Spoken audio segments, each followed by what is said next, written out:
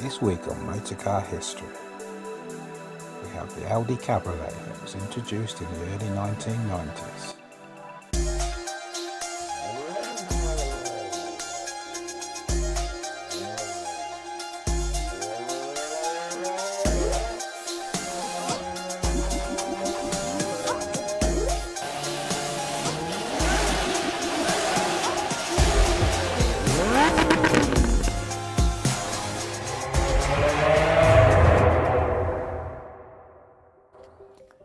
The project for the Audi Cabriolet dates back to around the mid-1980s, with the project for the second generation of the Audi Coupe, which was first debuted in 1987. It was in fact in 1989 at the Frankfurt Motor Show that the first prototype relating to this future Audi was presented, although it had openly been declared as a study and therefore as a concept car. It was clear from the outset that the company intended to dive back into the convertible sector, after a wait that had been going on for nearly 50 years when the production of the Audi 920 ceased. A batch of 26 pre-series units had already been assembled in 1990, of which 4 were all-wheel drive versions, even if the later four-wheel drive will never be mass-produced in the range. The actual series production did not start until May 1991.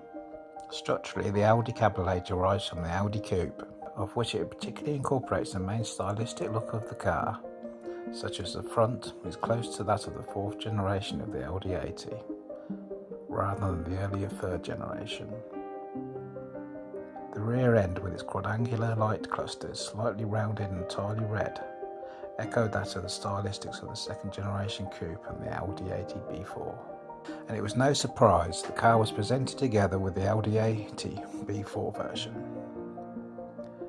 The inside cockpit area offers space for only 4 people.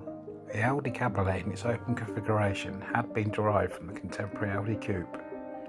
The Cabriolet therefore shared the floor with the last 2 generations of the Audi 80. The mechanical scheme with a longitude front engine and rear-wheel drive was then confirmed, with a McPherson strut type front end and brakes with self-ventilating discs and rear solid discs. Numerous interventions have been carried out on the bodywork in order to strengthen it, to withstand the particular stresses to which an open car is usually subjected. From February 1993, the electro-hydraulically operated soft top became available on request. In early 1994, the 2.3 litre engine was retired and replaced by a more powerful V6. The second novelty was the introduction of a diesel variant, conceived solely for the purpose of an economical version of the Audi Cabriolet. In fact, its 1.9 litre turbo diesel engine delivered just 90 horsepower. In 1997, the Audi Cabriolet underwent a mid-life restyle. The bumpers were slightly redesigned and the turn signals embedded into it became white. The floor, the windscreen pillars, the door hinges and the front and rear side members were reinforced. When folded, it disappeared into a special compartment behind the seats, equipped with a lid flush with the bodywork. The opening and closing method was practical and quick. Some space at the rear was sacrificed to provide a place for the top to hide when it was folded down. The soft top was a particular subject of care, being made of specially designed plastic materials.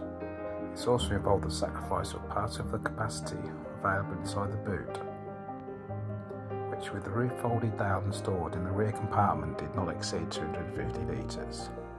At its debut, the Audi Cabriolet was only available with a single engine, consisting of a 5-cylinder unit with 2,300 cc's, capable of delivering a maximum of 133 horsepower, fitted with a 5-speed gearbox.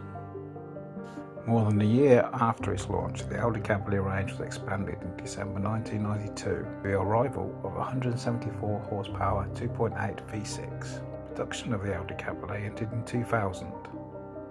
It was replaced 2 years later by the new A4 Cabriolet of the B6 series.